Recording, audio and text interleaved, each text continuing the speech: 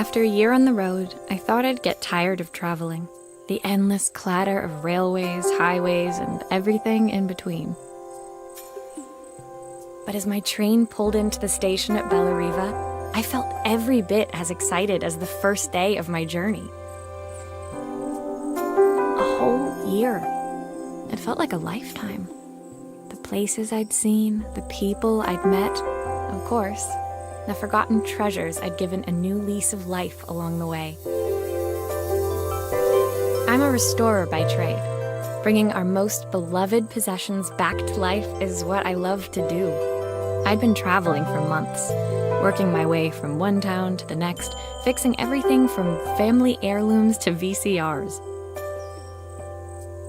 Bellariva was my chance to take a break. Unfortunately, that would have to wait until after I'd unpacked.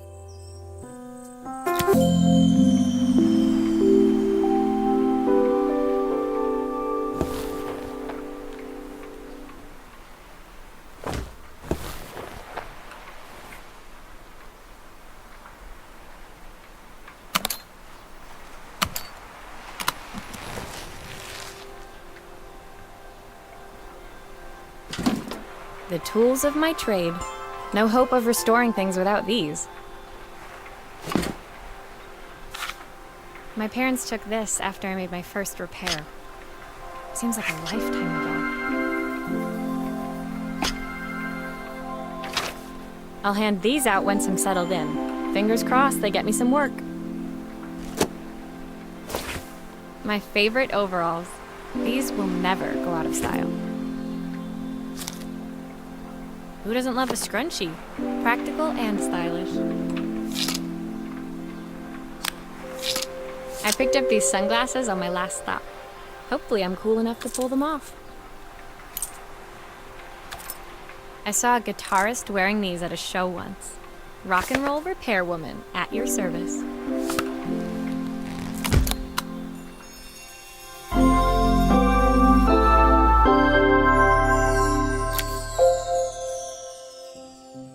Finally, I'd made it to Bellariva.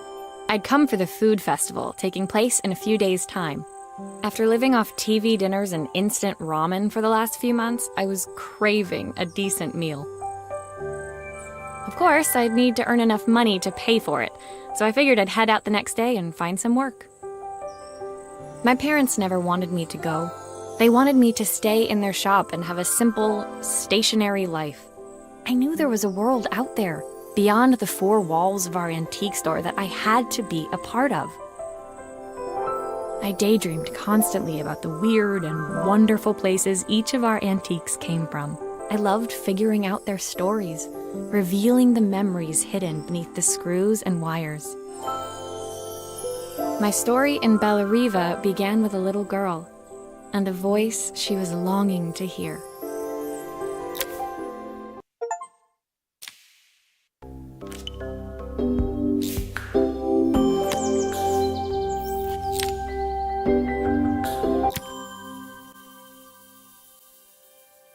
It was my first morning in Bellariva, and I couldn't wait to leave my hotel and explore. It was a quiet town, its streets and alleyways basking peacefully in the hot morning sun. In the main square, meanwhile, preparations were underway for the festival in a few days' time. As I handed out my flyers, I wondered what the people of Bellariva would need me to fix. So far, everything here seemed perfect. I was starting to worry I'd made a mistake when I felt someone tapping me on the back. Hi, I'm Izzy. Do you know how to fix things? It was a little girl, maybe 7 years old, who must have gotten hold of one of my flyers. She rummaged around in her backpack until she hauled out a battered red cassette deck. My tape is broken and I can't make it work anymore. I tried to fix it myself, but there's this metal thing in the way. Can you try?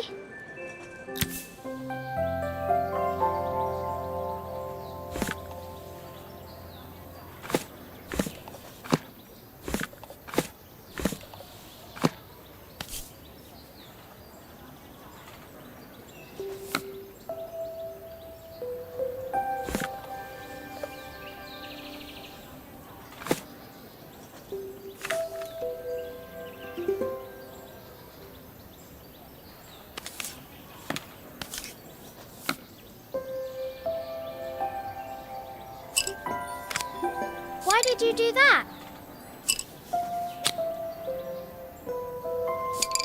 How did you do that? I didn't see.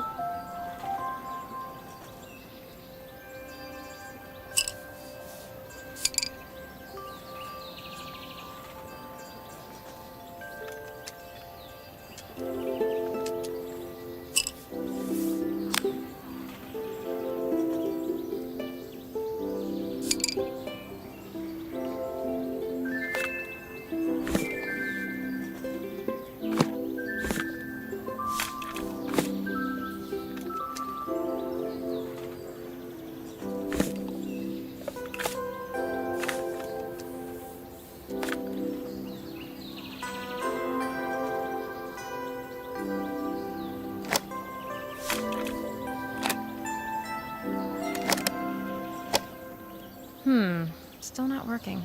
Something else must be wrong.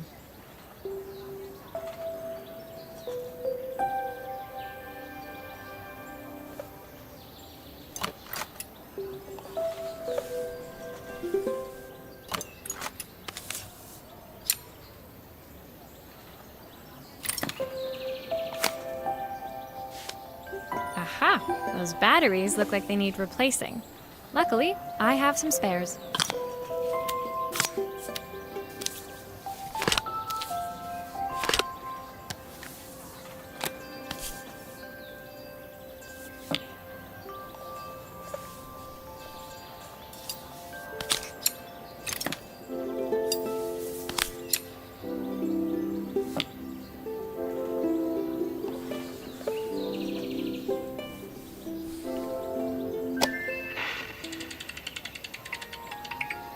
Will you dream a dream for me? If I sit by your side and hold you so tight. When it finished, Izzy picked up the tape deck and tucked it carefully into her backpack. Thanks, Maria. You're the best person at fixing things ever. No problem. Who was that singing? They're very good. It's my mum. She's not here anymore. Izzy trailed off. It was the kind of silence a cassette tape would never be enough to fill. When Izzy's friends called for her, she dug deep into her pockets, looking for something to pay me with. Eventually, she produced a grand total of a stick of gum, 3 mismatched buttons, and a yo-yo. I usually preferred a check, but Izzy looked so serious, I wrote out a full receipt.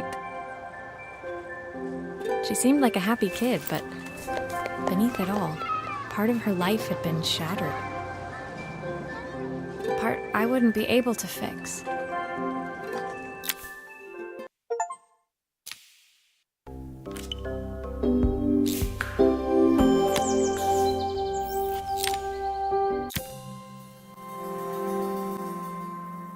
My first repair complete, I spent the rest of the day doing small jobs in and around the square.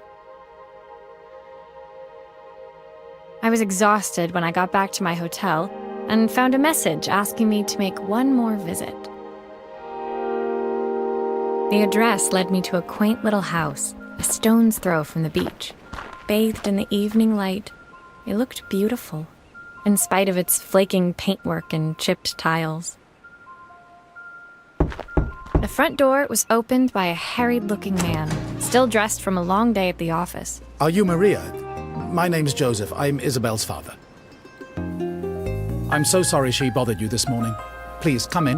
I'd like to settle up properly. On the mantelpiece, I saw the remains of a broken statue. Without thinking, I picked up a fragment. Ah, my father's statue. What's left of it, at least. Yet another way I'd have disappointed him. It survived 100 years in this family. But 5 minutes with Isabel and... Do you think you can salvage it?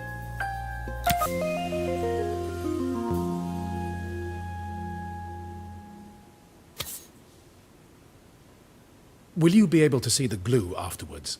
I don't want people seeing the cracks.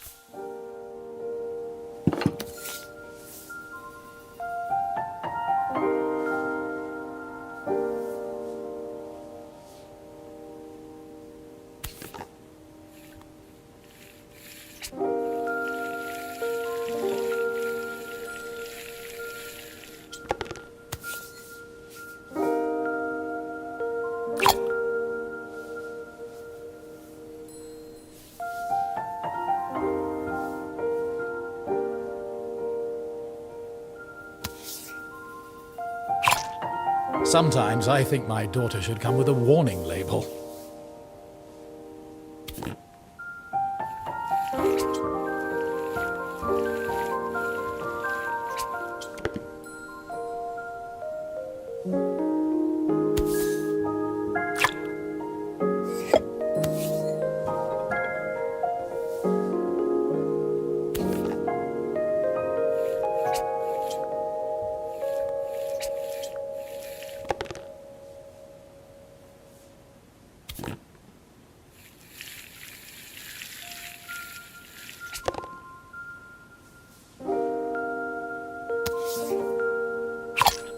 Is this glue really strong enough to hold everything together?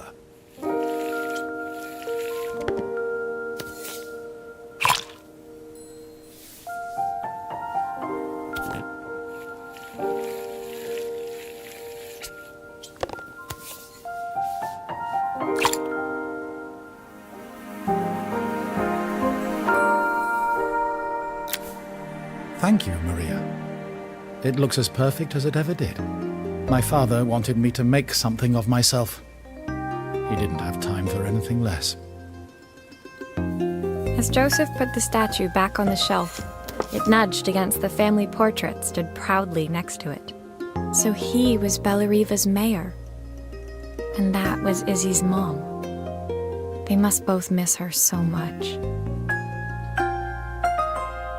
Sorry, I'm a little tired. I've been working late getting things sorted for the festival. There's only a few days to go. Looks like I'll be working late. Again. When I told my parents I wanted to leave, they always found an excuse to be busy, to avoid talking about it. I guess keeping themselves occupied was their way of pretending it wasn't happening.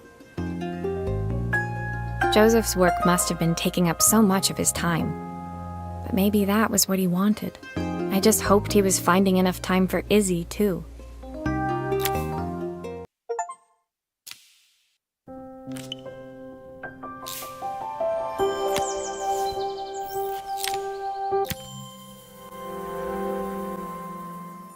My second day in Bellariva dawned bright and clear.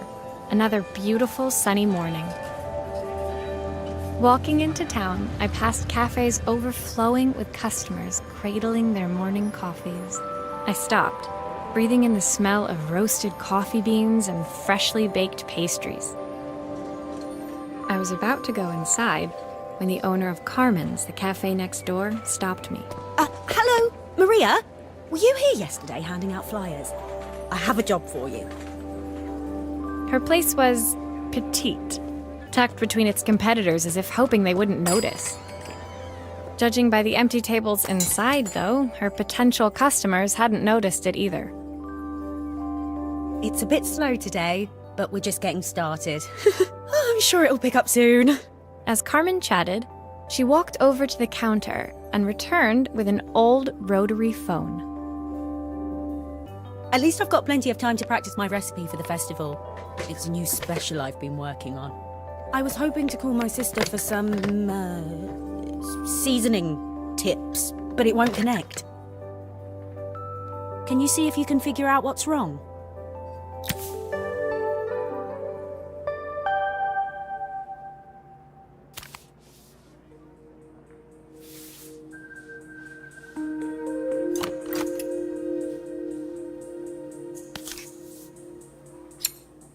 Obviously, we'd normally be much busier than this.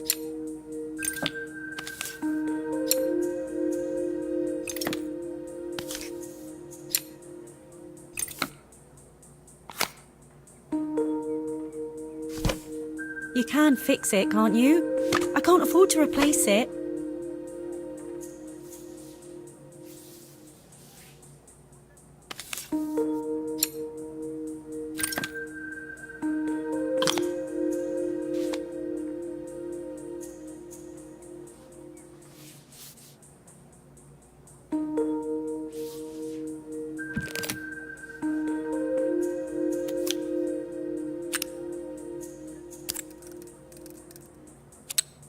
These connections aren't quite right.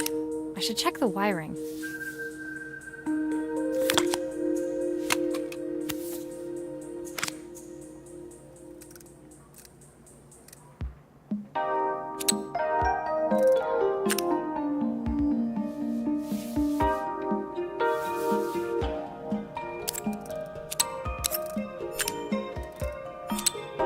Looks like this new circuit board is all hooked up.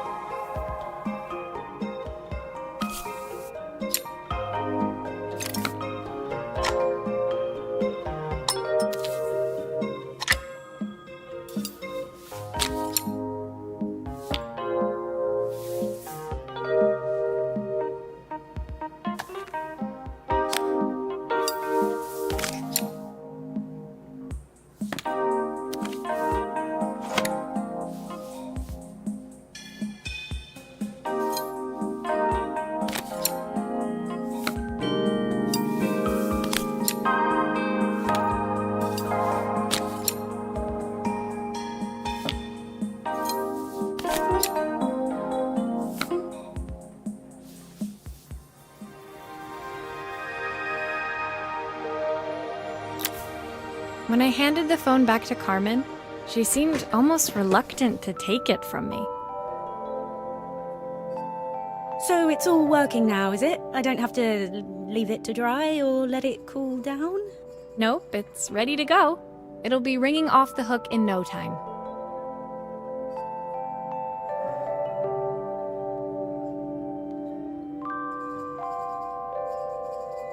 That's if I can pay my phone bill, anyway. And the rent, and the suppliers. Anyway, take a seat and I'll be right with you. Your coffee's on the house. I sat at one of the empty tables, while at the counter, Carmen had started dialing the phone. Hello? How's my favourite sister doing today? As she talked, Carmen became more and more tense. This didn't seem like a call for some cooking advice. I know I still owe you from last time, but I can't afford to take part in the festival if I don't pay. I could almost feel the eye roll at the other end of the line. You don't need to be here, though. Can't you just put the check in the post? When the call ended, Carmen brought me my coffee, her hands trembling. Sorry about that. My sister's decided to fly in for a visit. Oh God, I have to get ready. Actually, I might have another job for you. Can you come by tomorrow?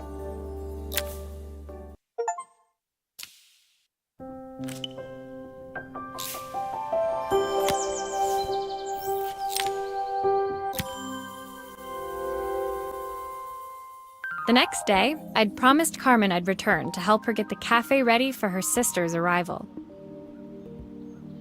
I was about to set out when I received an unexpected call from my hotel's reception desk. Apparently, another guest had asked for me by name. Curious, I took the creaking elevator up to the top floor and made my way to the room number they'd given. I knocked. Are you here about the camera? It's about time. The woman in front of me was immaculate. Not a hair out of place or a crease to be seen. My sister tells me you know how to fix things. I'd usually go to an expert, of course, but in this town... So this was Carmen's sister? The two of them couldn't have been more different.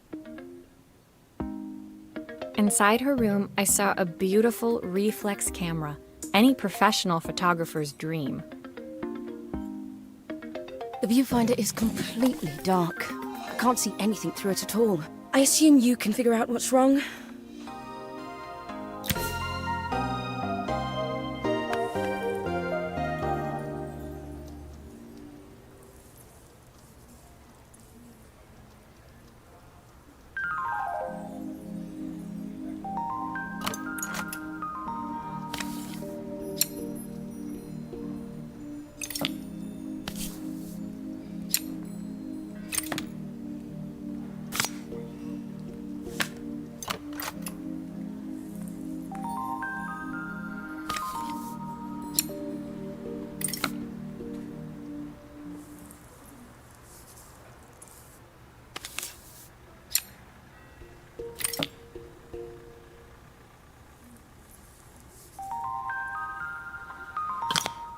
I don't suppose you've fixed anything this valuable before.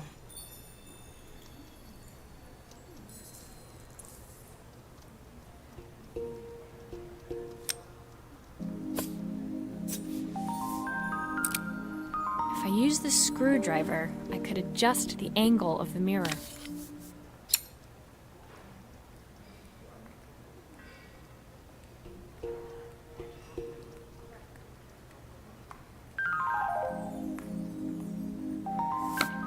Perfect.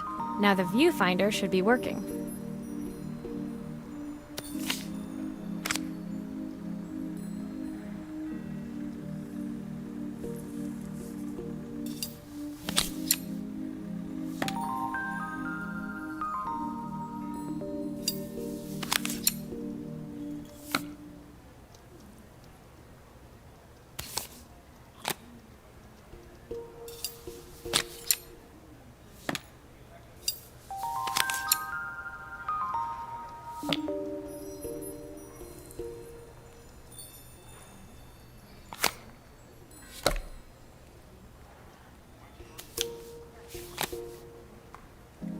Still a few parts missing.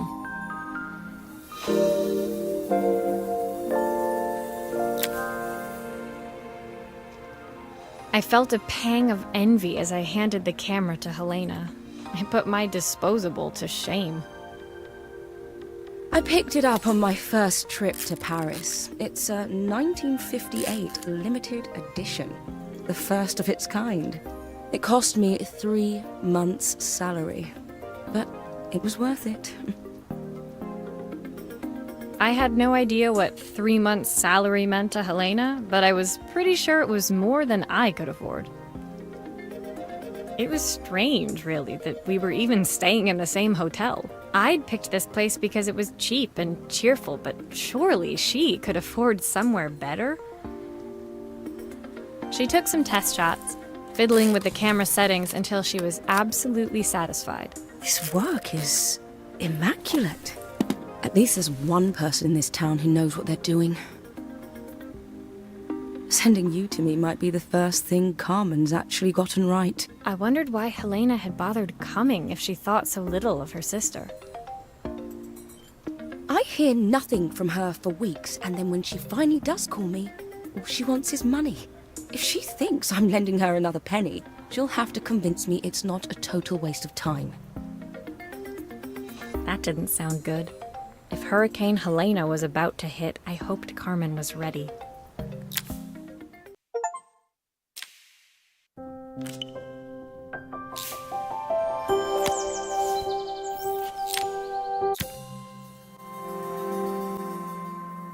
The sun was setting over Bella Riva by the time I reached Carmen's cafe. From the outside, it looked as quiet as ever, but inside, I found Carmen cleaning like her life depended on it. Maria! Oh, don't mind all of this. If Helena finds one speck of dust in here, I'll never hear the end of it. Carmen seemed pleased to see me, but I sensed the fidgeting tension beneath each sweep of her mop. Trying to live up to the standards of someone like Helena seemed like an impossible task. I hope you didn't mind fixing the camera for her. She was furious when it broke. I really need this to go well. If she doesn't lend me the money, I don't know how long I can keep this place going. Carmen led me to a back room, where she'd laid out the components of what looked like a neon sign. I had this made when I first opened the cafe, but I'm hopeless with electronics. So there was supposed to be a sign outside. This might explain the lack of customers. I'd like to put it up before Helena gets here. Can you give it a try?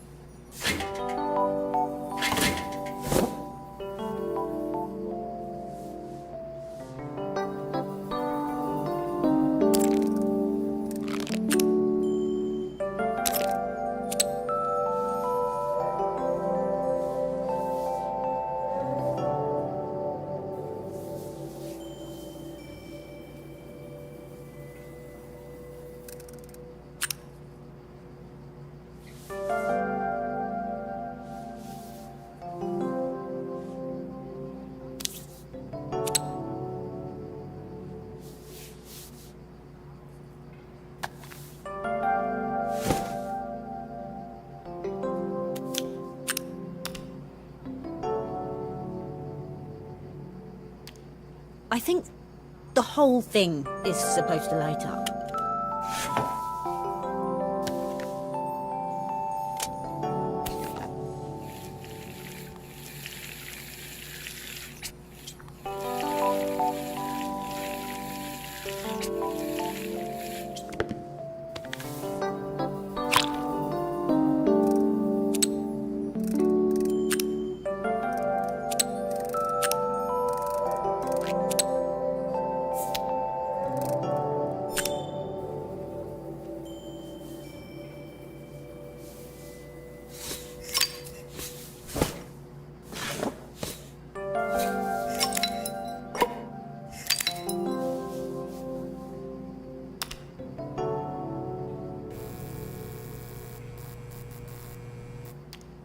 I don't know, it's a bit, flat. Maybe if it flashes, it'll really catch people's eye. Great idea. I think I have a spare part that could do that.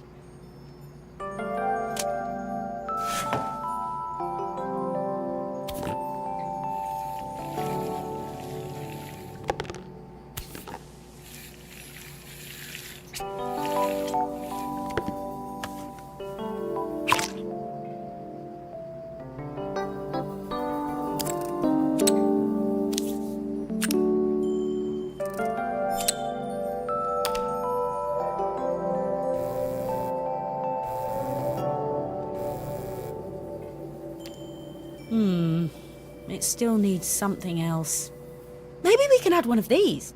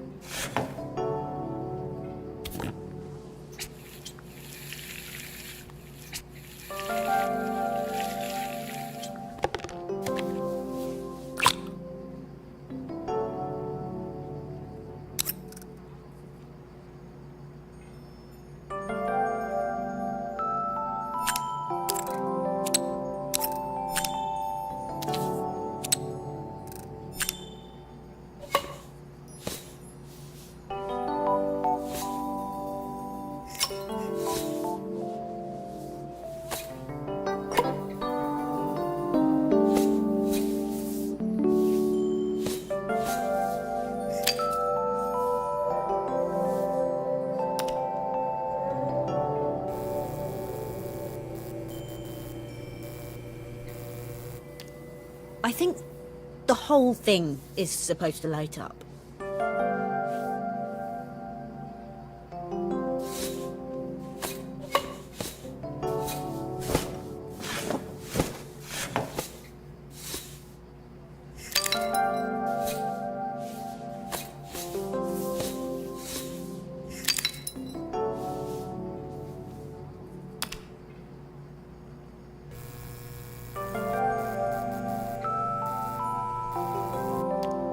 It works! I'll screw everything together again and you'll be set.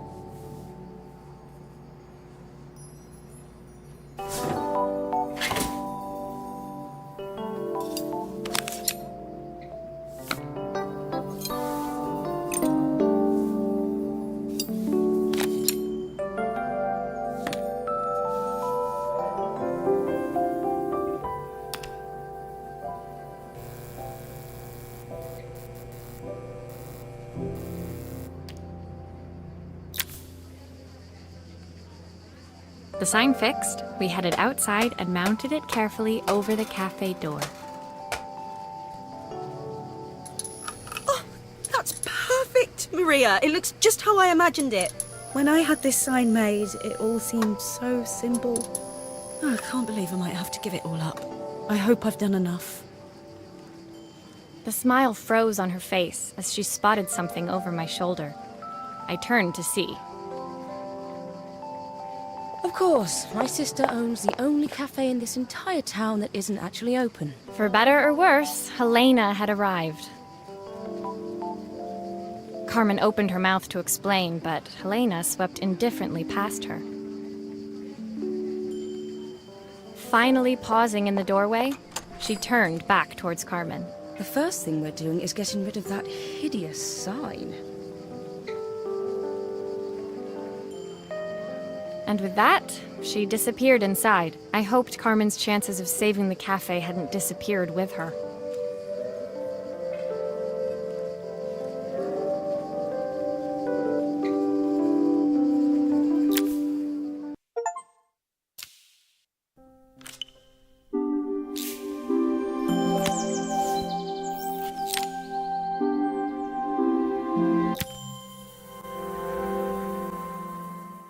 It was the day before the festival, and the whole town was busy getting ready.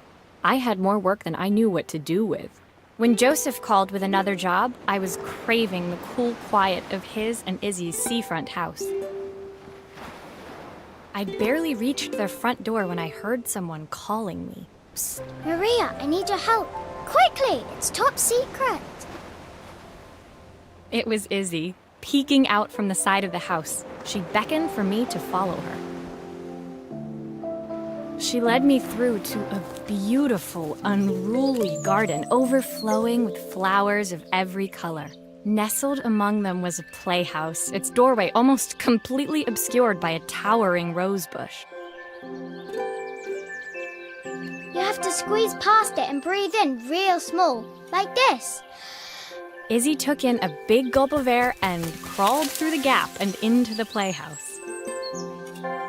I hadn't planned on crawling in the dirt today, but the life of a repairwoman never did run smooth. On the table inside, there was an electronic toy. Not exactly the usual stock in my parents' antique shop. I had an accident. I didn't do it on purpose or anything, but it won't turn on anymore. Can you fix it for me?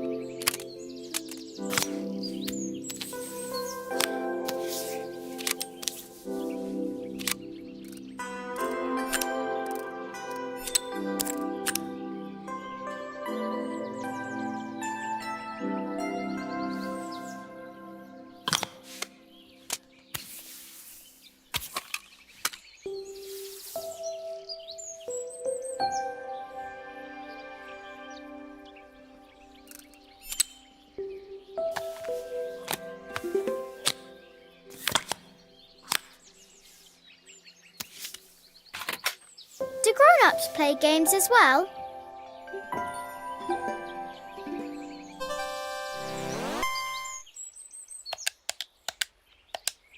Can you show me how to play?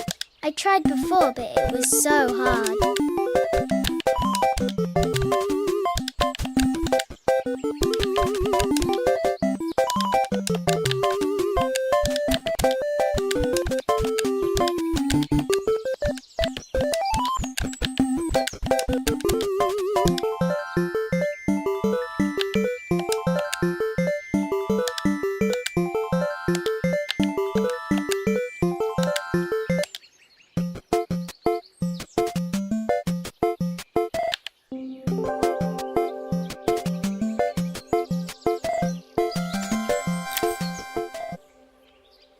Her toy fixed, I watched Izzy retreat into its screen, taking refuge in a 3-inch world of her own. Well, I'd better head inside. Your dad is waiting for me. Please don't tell him about the game. He'll think I broke it on purpose. Why would he think that? Because, well, I kind of dropped it really hard at the wall. Izzy looked down, scuffing her shoes on the worn floor of the playhouse. My dad said I have to go to this stupid festival tomorrow and put on a stupid dress, and I don't want to. All he cares about is working. He never wants to see me unless it's for his job. I'm not going. He can't make me. With that, Izzy dove back through the rosebush and disappeared into the wilds of the garden. She was so young. She couldn't be expected to see that her dad was struggling too. It made me think, had I really tried hard enough to understand my parents' point of view? I was so focused on the adventures ahead of me. Maybe I didn't care enough about leaving them behind.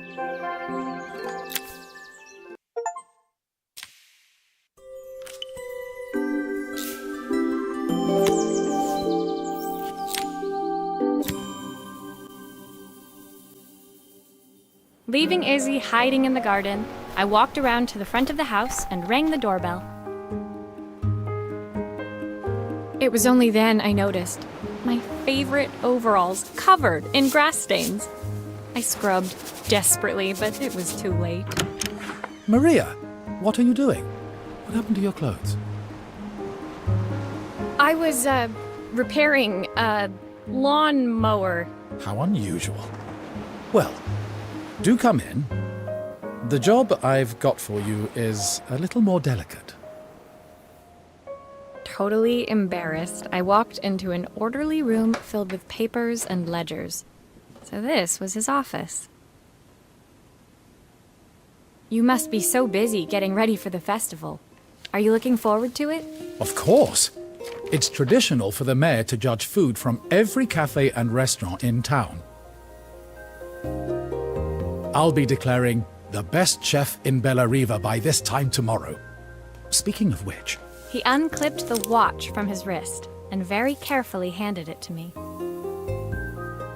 I'll have a tight schedule to follow, but my watch stopped working a while ago. Could you see if you can make it tick again?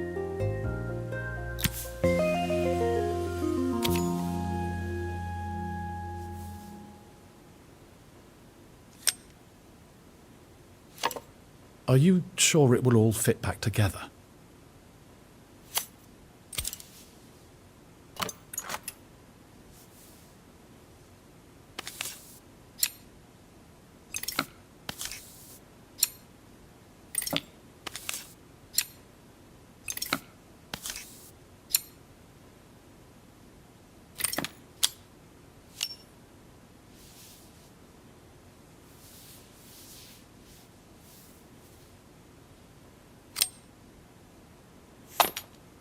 The main plate has completely cracked. I'll need to replace it.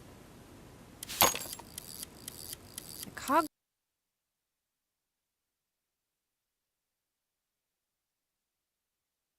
look good though. If I'm careful, I can reuse those.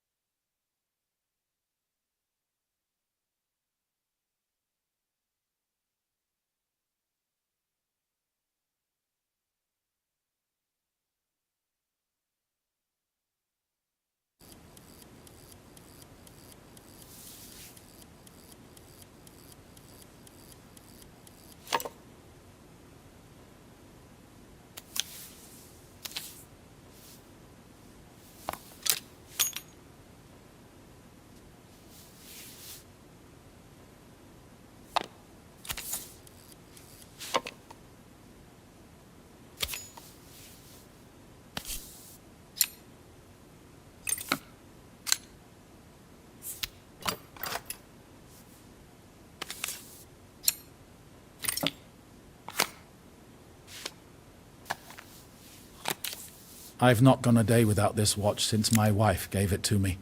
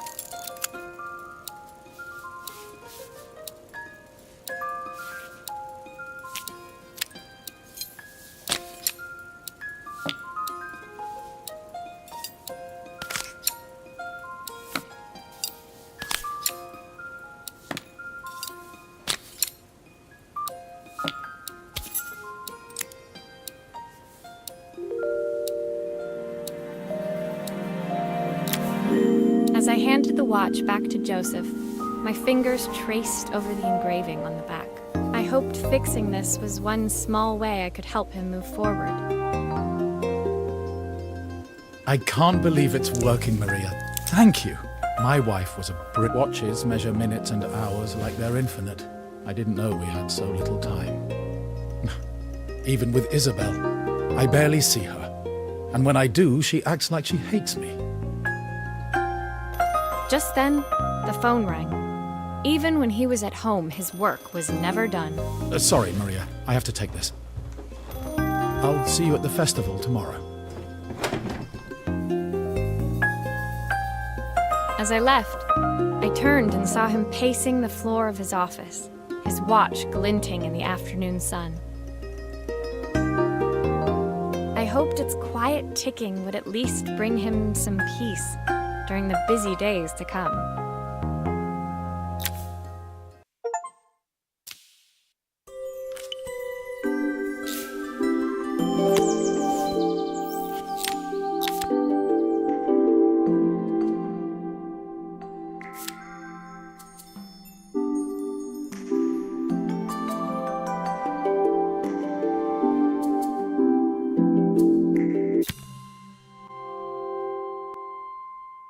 When my last job of the day brought me to Carmen's apartment, the door was opened by someone I didn't expect to see, Helena.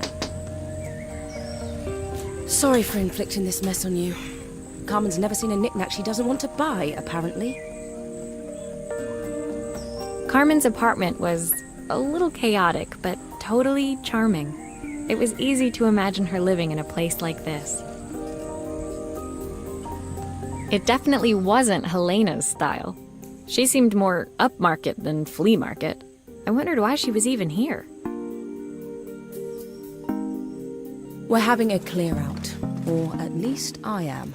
Carmen's not helping, as usual. There's a market at the festival tomorrow. I'm selling some of these things to make her some money. She says she has nothing when there's all this stuff right under her nose. Helena stepped delicately past the items on the floor and reached down to pick up one from the pile.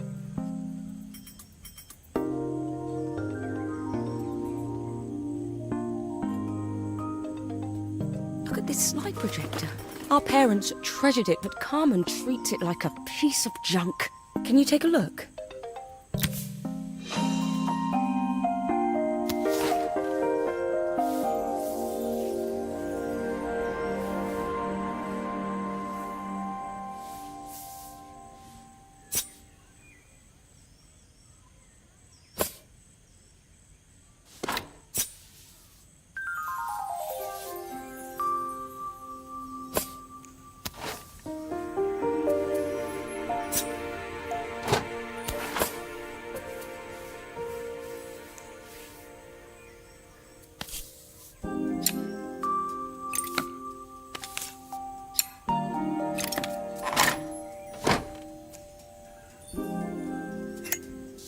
Light bulb is completely smashed. Okay, I'll need to redirect the light to the lens at the top for the projector to work.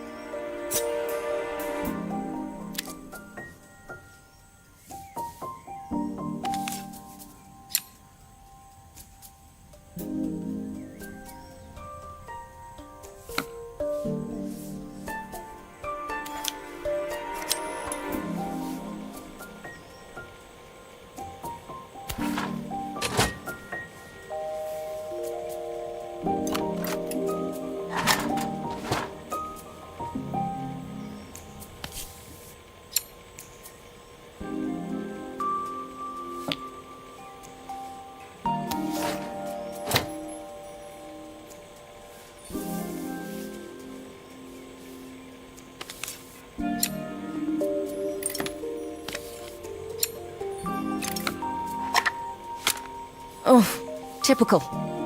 Carmen's even managed to get a slide stuck in here.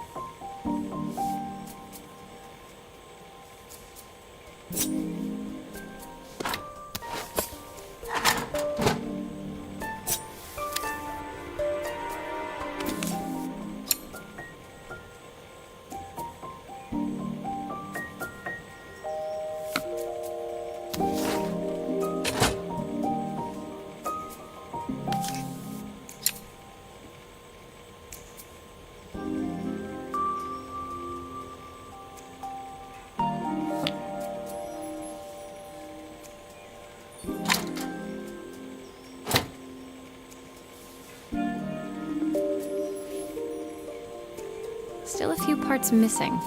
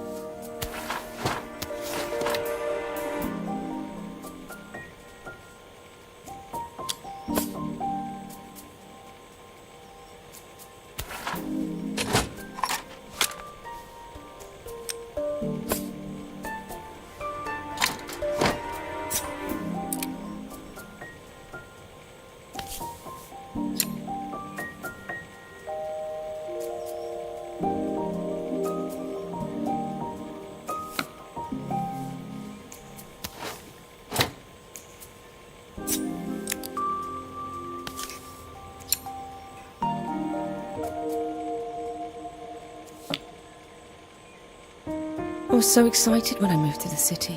Carmen, she looked so sad.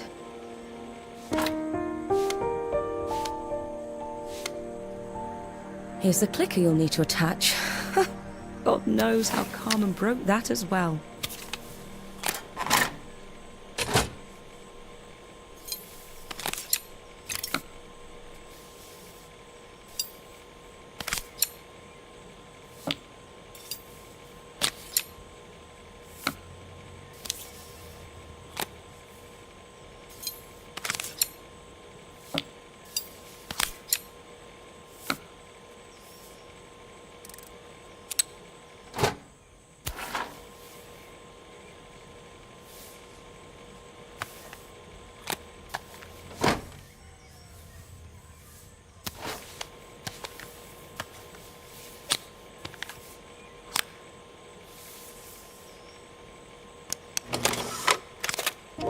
When we were younger, Carmen was always following me around.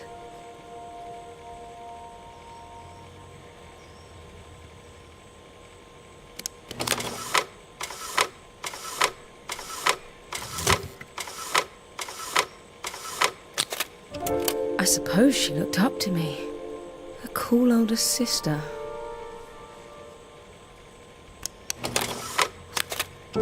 She used to ask me when I was coming home, but I was always too busy.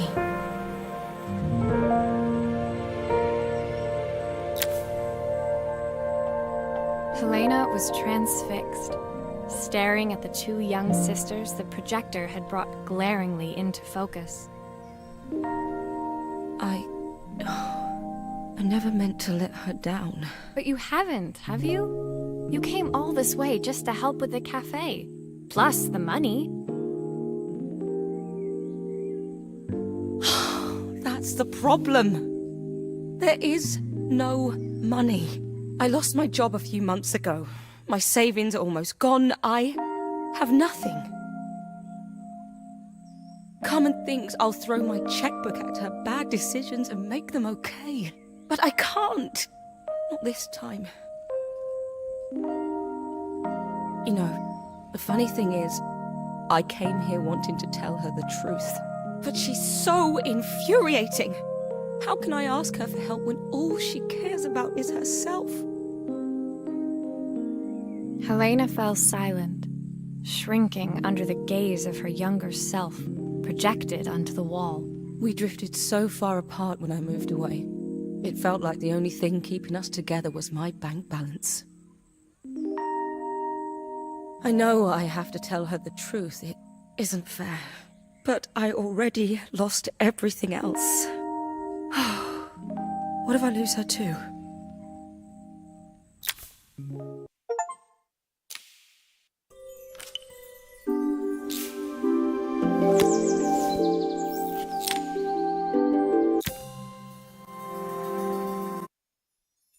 The day of the festival finally came, and after all my hard work, I was ready to put down my tools and pick up a fork. The smell as I entered the main square was incredible. Each stall was selling food even more delicious than the last.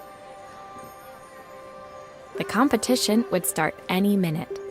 Most stall holders were waiting anxiously for the mayor to pay them a visit. All of them, that was, except Carmen, who was still frantically chopping vegetables and stirring pots. Maria! Thank God you're here. Can I ask you the world's biggest favour? Helena was supposed to help me run the stall today, but she never turned up. Probably too ashamed to show her face. I can't believe she lied to me. Carmen was stirring so furiously she was in danger of tipping the pot over altogether. The mayor will be here any minute for the judging, but I'm almost out of my special.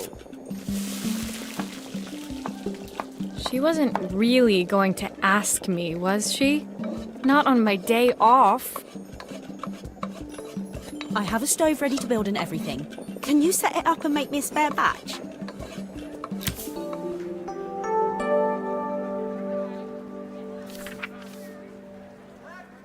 Oh, her recipe is a bit smudged. Never mind, I'm sure whatever I put in will be fine.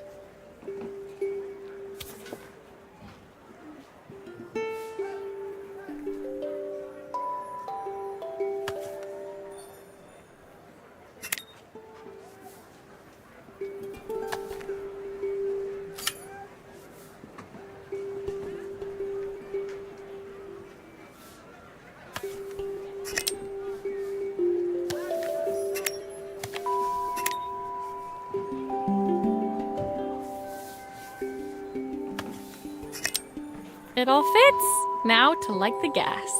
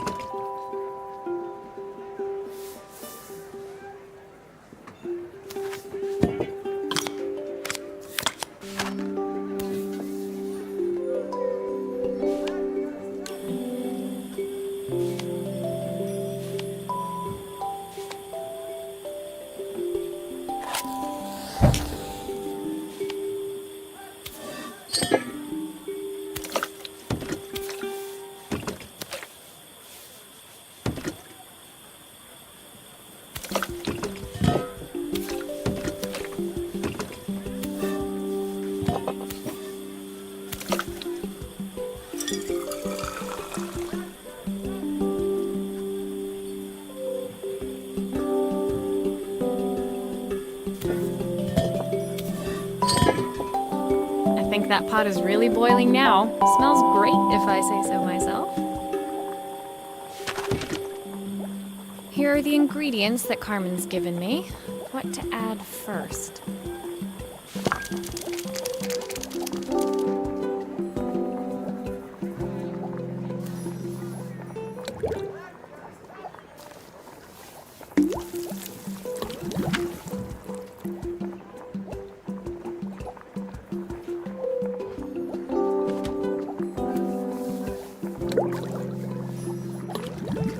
Looks good. I'll scoop a spoonful when I'm ready to serve.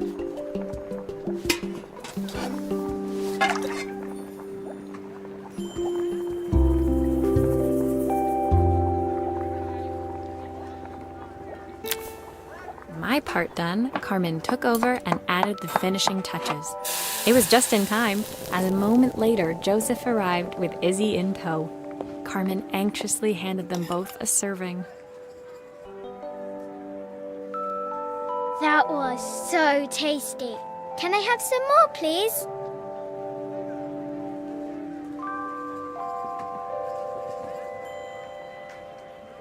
Well, you've certainly earned yourself a loyal customer in my daughter. We have a few more meals to taste, but so far you are one of the best. Good luck. Joseph and Izzy looked so happy together. Maybe the festival was doing them some good after all.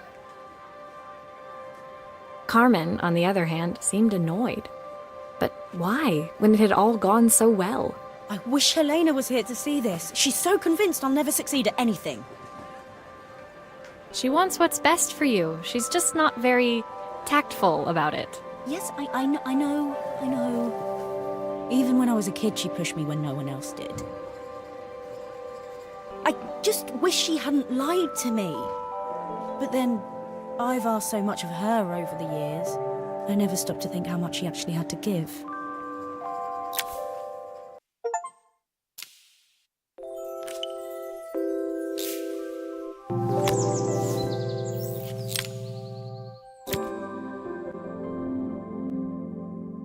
The festival finished.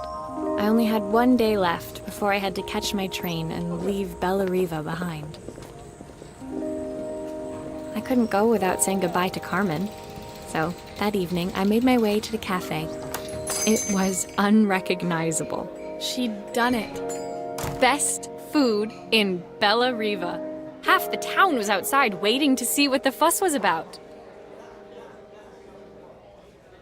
Maria! My favorite sous chef. Come on through. It was Carmen, acting every inch the successful cafe owner she deserved to be. Even Helena was there, serving the coffees. This was the last place I expected to see her after yesterday's drama. Carmen led me through to a balcony upstairs, where she brought out an old record player. I found out where Helena was on the day of the festival. She was selling her camera to clear the cafe's debts. But then she didn't have much left for herself. So, I've asked her to come and stay with me for a while. We have a lot of catching up to do. I wanted to give her this, to cheer her up. We listened to it all the time when we were kids. Do you think it has one last tune in it?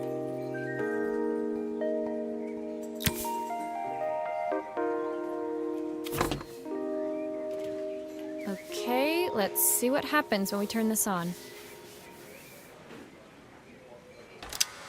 The speaker isn't connected properly. I should check the wiring. The speaker isn't connected properly. I should check the wiring. The speaker isn't connected properly. I should check the wiring.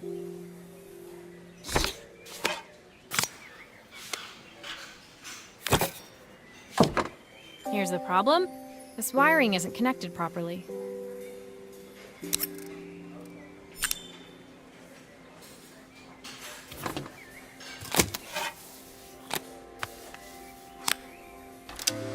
The speaker isn't connected properly. I should check the wiring.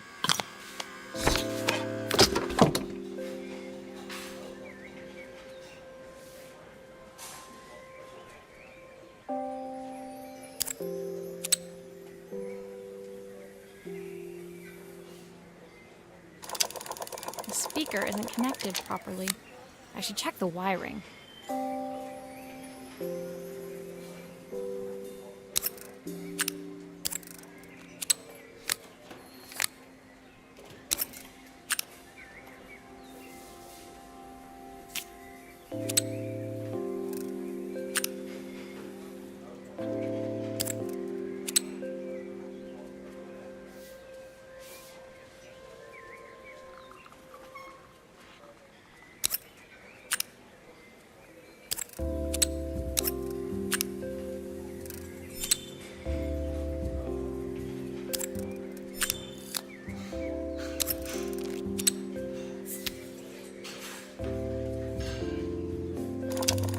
The speaker isn't connected properly.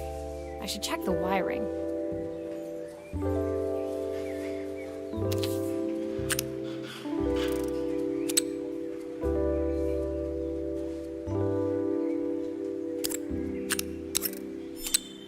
If I turn the volume up, I should be able to hear it now.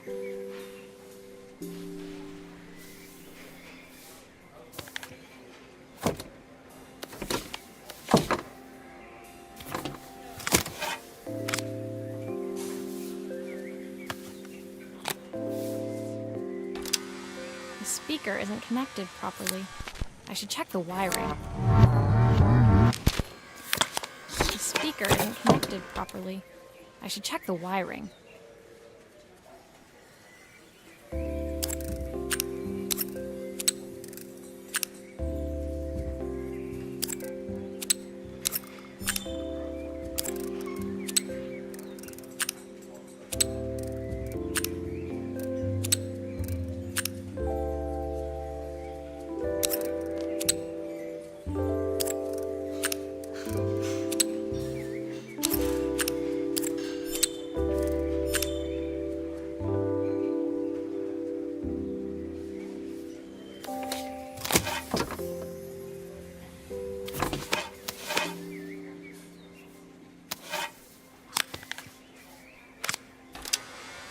speaker isn't connected properly. I should check the wiring. The speaker isn't connected properly. I should check the wiring.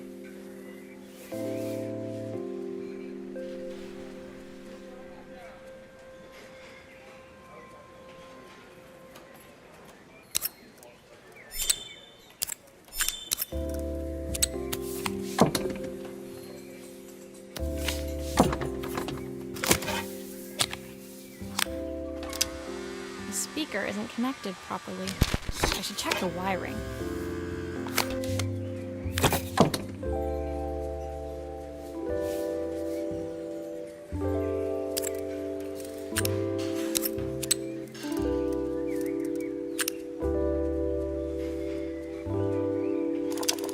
The speaker isn't connected properly. I should check the wiring.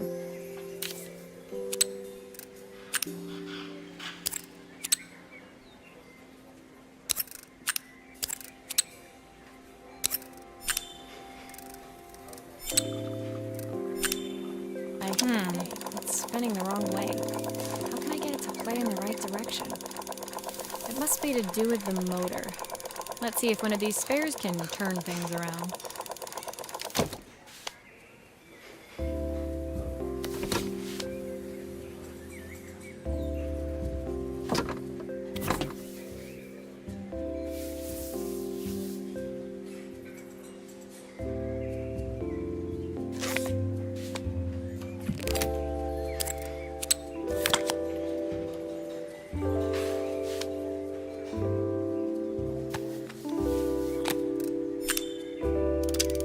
The speaker isn't connected properly.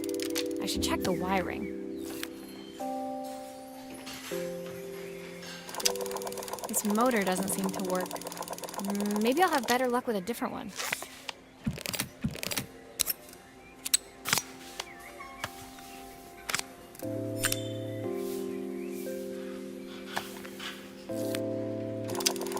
Well, it's playing in the right direction. I should check it's turning at the correct speed.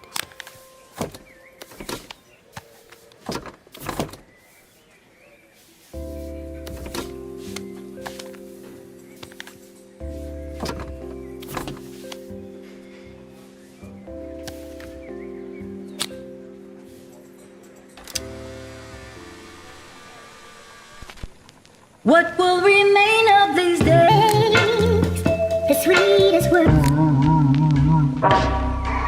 I've ever.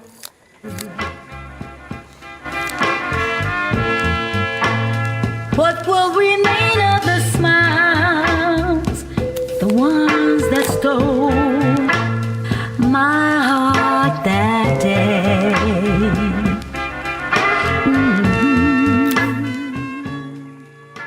The record player's crackling tune must have caught Helena's ear, as she appeared a few moments later. Is that my old record player? I can't believe you've kept it all these years, Carmen. Leaning over the music, they looked just like the young sisters the slide projector had preserved all these years, inseparable once again. Carmen told me about your camera. That was a really generous thing to do. I loved that camera, but I love my sister more. Now it's her time to be the person she wants to be. I'm going to stay here with her for a while. Make up for lost time. Carmen and Helena's relationship wasn't suddenly going to be perfect, but they were both prepared to try. And to think, it had all started because of a call Carmen made about some seasoning tips. I guess in the end, maybe it wasn't so hard to just pick up the phone and dial. I hadn't spoken to my own parents in a year. I wanted to hear their voices more than anything. But the silence between us was so cavernous. I didn't know how I'd ever find the words to bridge it.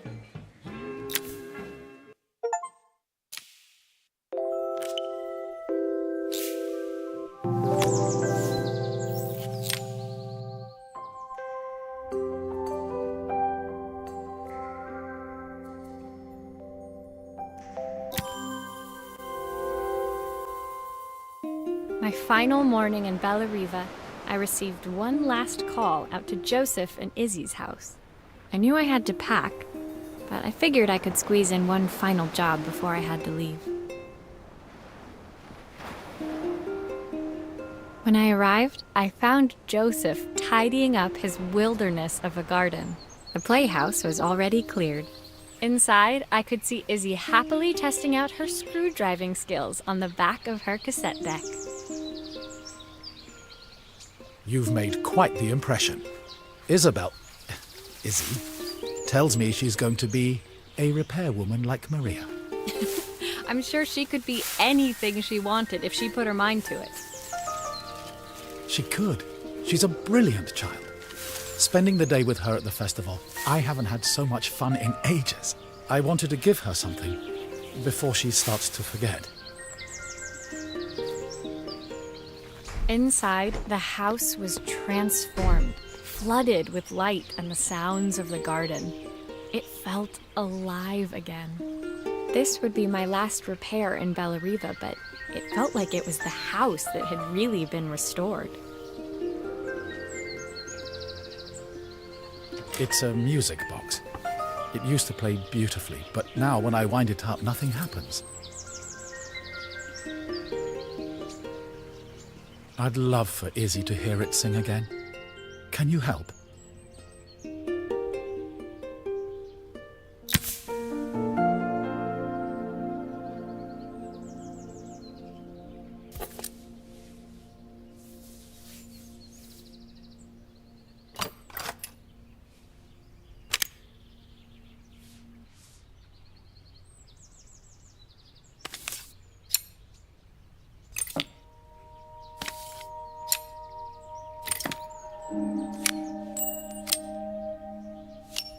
Maria, could you add this family picture of us?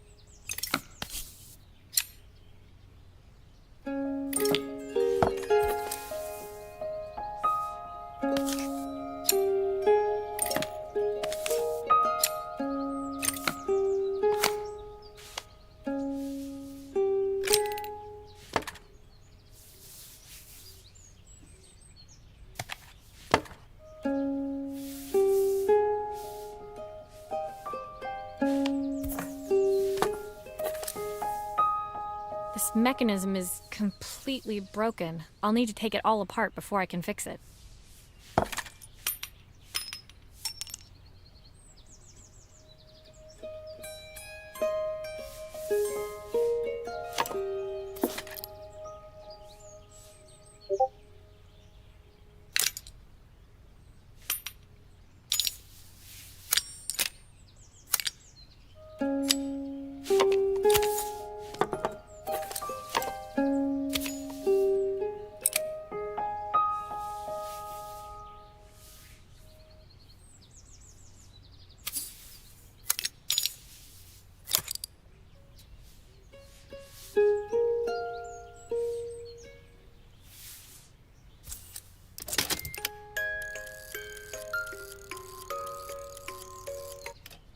Perfect. The mechanism is good as new.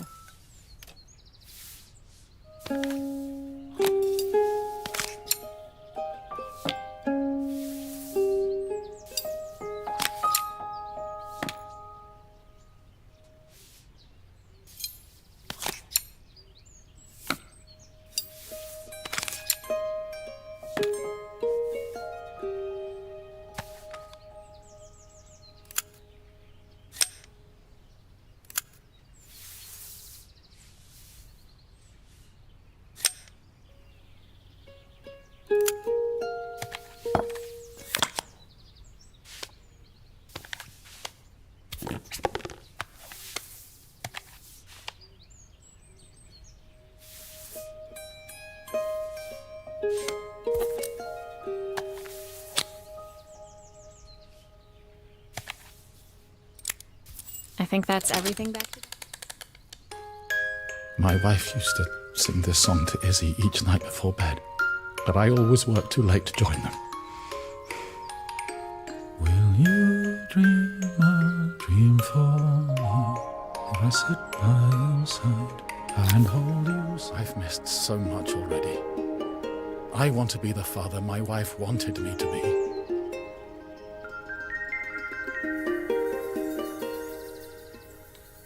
I've ended up so much like my own father, working all the time. Izzy needs me more than that, especially now it's just the two of us.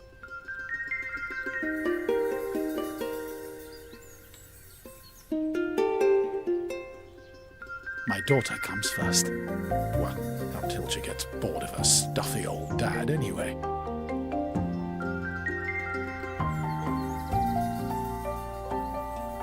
I'll never ever get bored of you, Dad. Izzy came running into the room where Joseph scooped her up and onto his shoulders. She gazed at the music box, her eyes shining. I'd never seen her look so happy. Thank you, Maria, for everything. The things you fixed for me. I'm so glad to have them back. Joseph was a good father, and I could tell he was determined to be an even better one. When it came down to it, that was all any of us wanted. A second chance to make something right.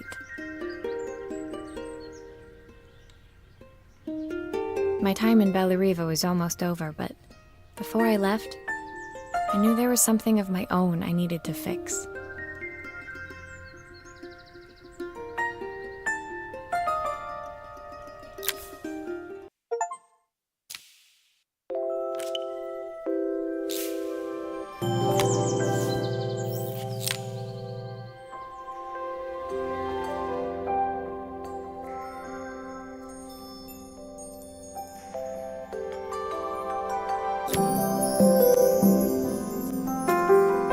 My time in Bellariva was almost at an end.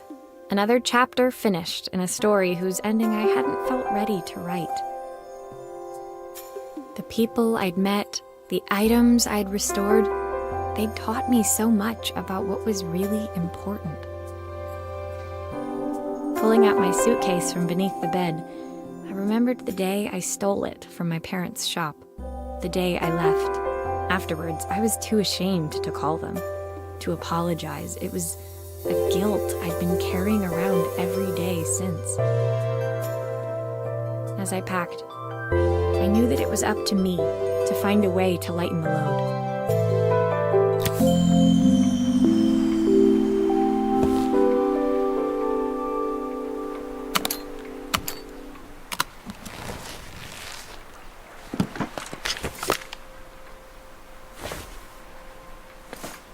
Elena gave me these designer shirts. Not sure I'll pull them off as well as she does. Joseph's idea of light reading for the train. It does look thorough. My parents would love Bellariva. Maybe I can convince them to make the trip. My train ticket. Can't believe it's time to leave Bellariva behind. The soundtrack to my travels. I'll be listening to this on the journey. Izzy gave me this in exchange for my repair manual. She'll be a pro in no time. The recipe for Carmen's special. I'm under strict instructions to guard it with my life.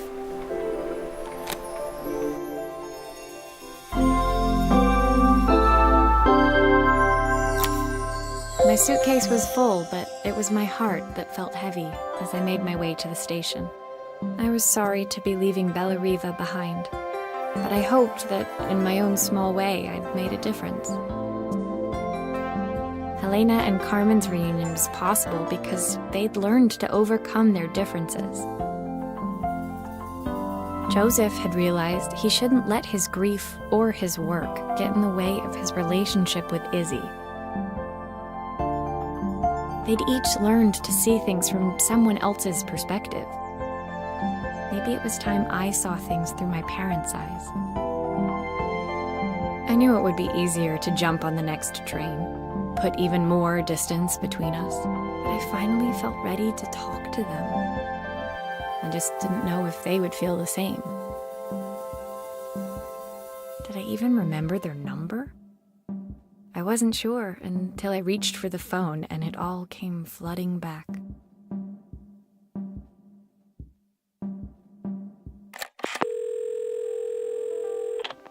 Mom?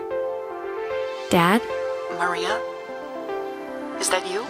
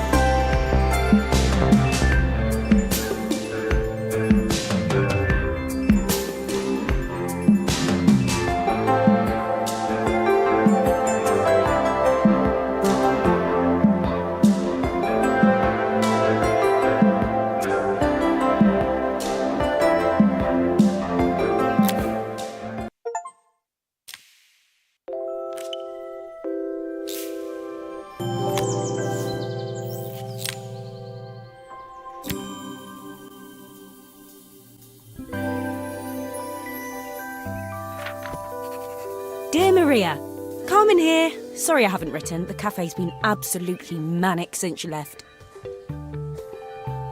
Luckily, I have Helena here to help. You wouldn't recognise her. She's like a new woman. She's always running round, taking orders and making drinks. I even heard her compliment a customer on their outfit. Personally, I draw the line at fluorescent green bowling shirts, but each to their own.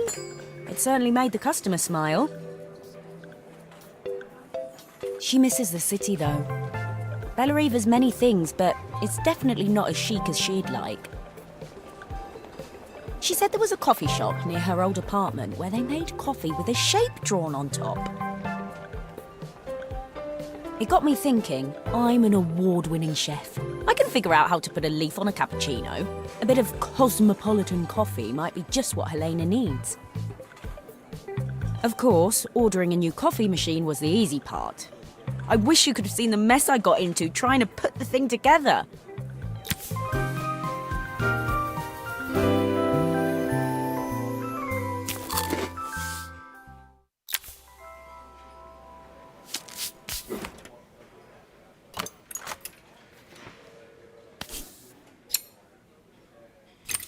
I saw Maria use her screwdriver a million times. Taking this apart will be easy.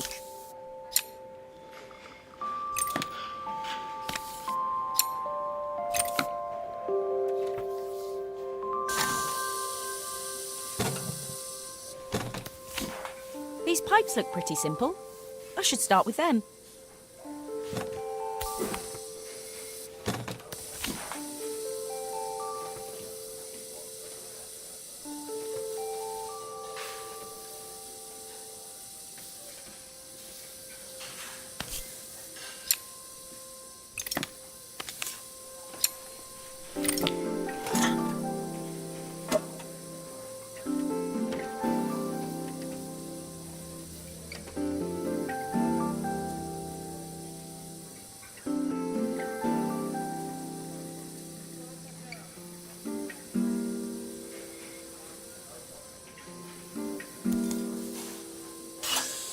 How can there be so much steam? Ugh, I'm getting soaked.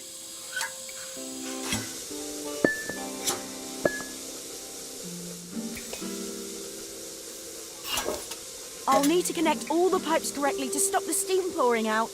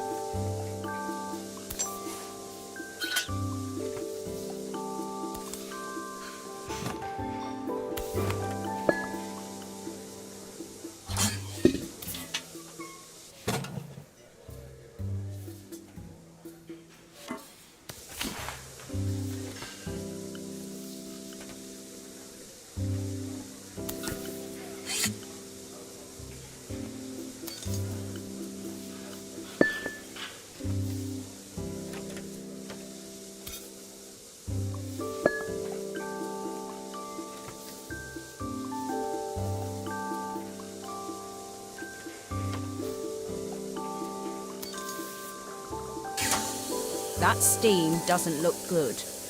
There must be something wrong with the pipes.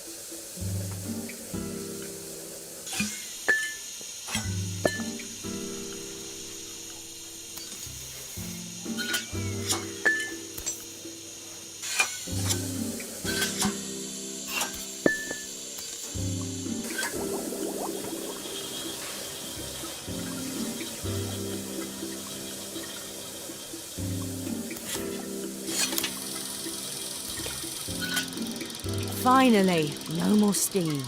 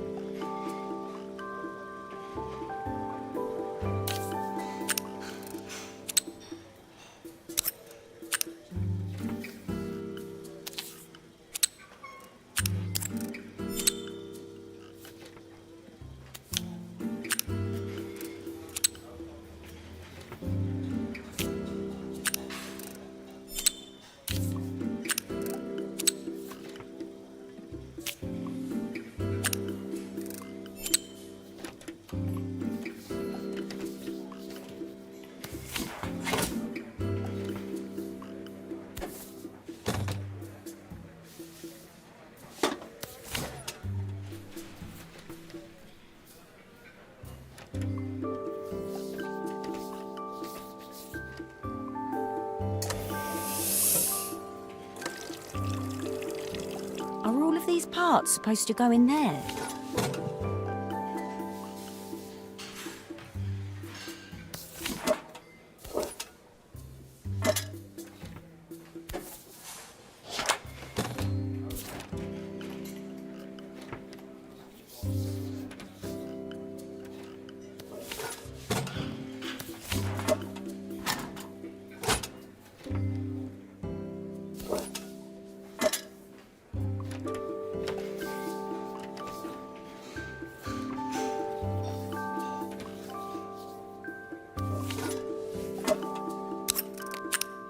It doesn't seem to work unless the circuit lights are all green.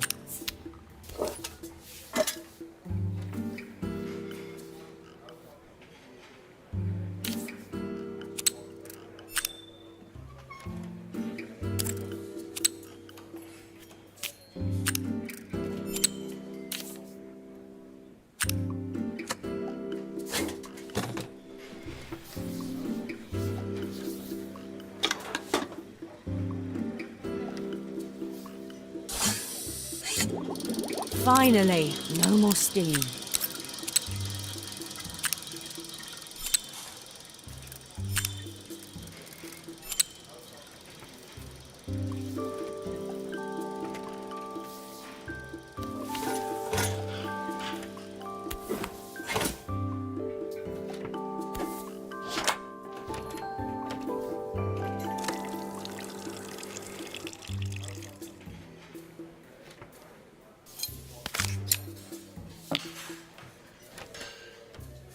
It looks like I've forgotten a screw.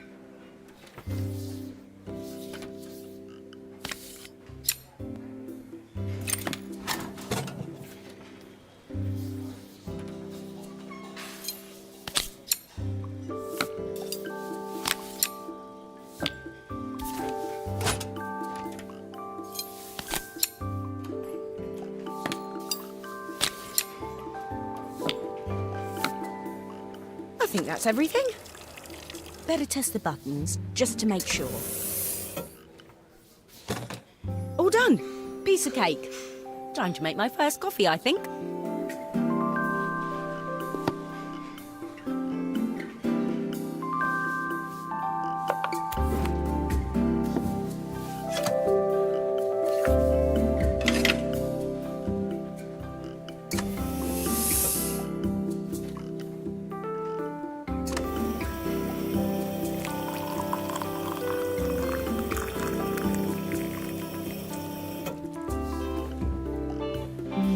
Smells delicious. Now to make it look magical.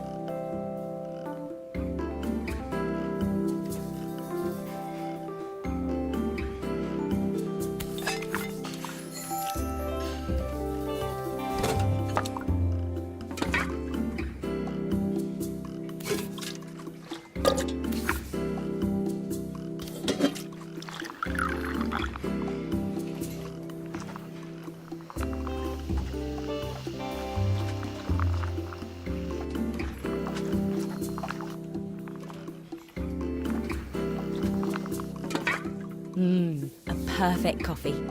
All it needs is a saucer and a couple of Helena's favourite biscuits.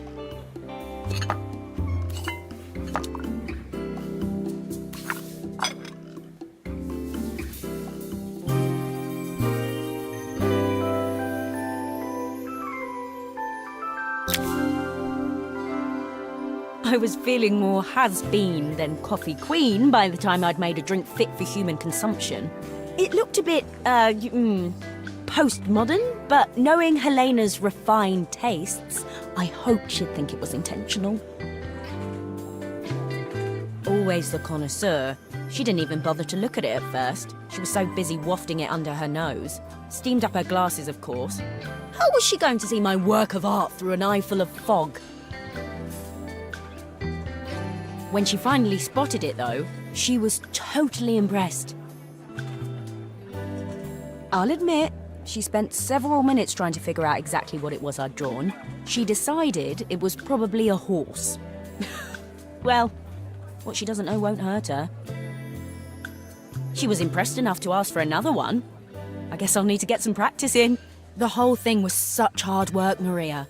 I never realised how difficult it was, all that mechanical stuff. It made me realise how much I have to thank you for, so I wanted to say that now. Better latte than never. Hoping you're well. Your friend, Carmen.